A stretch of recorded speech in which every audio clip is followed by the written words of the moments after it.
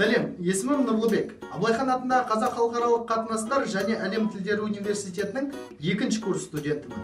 Бүгін сіздермен видеооператор шеберлігі пәнінен алған дәрісім бойынша тәжірибеммен бөліскім келеді. Олай болса, кеттік. Видеооператордың ең жақын досы да, ең үлкен жауы да дәл осы видеокамера. Менің қолымдағы Panasonic M3000 модельді камерасы. 2000 жылдардың таптырмайтын аппараты. Ал бүгінгі таңда видеокамераның сан алуан түрлері бар.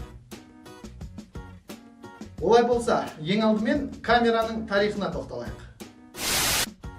Камера тарихымен толыққанды танысып алған адам ең алғашқы рет қолына бейне камераны алған кезде жіберетін алғашқы қателігі картинаның дірілдеуі, яғни бейне сюжеттің штативсіз түсірілуі.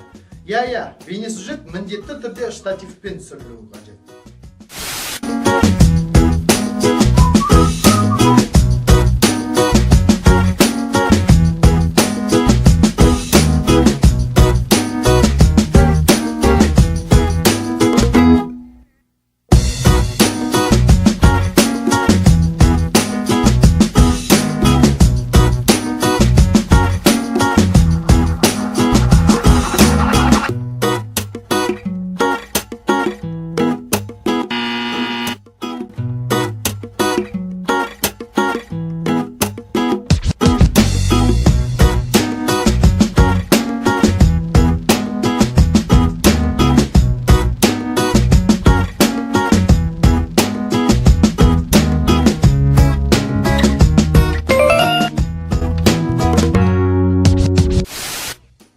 Бастауыш видеооператордың кезекті бір жіберетін қателігі камера бағытының және камераның өзінің орны ауысар кезде уақытша тоқтату, яғни пауза батырмасының басылмауы.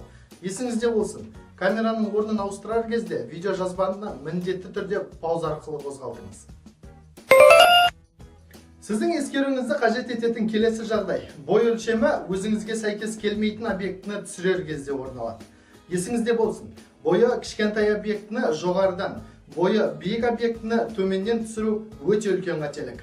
Егер де сіз кішкентай баланы түсірер болсаңыз, сол баланың бой өлшемімен бірдей жерден түсіріңіз.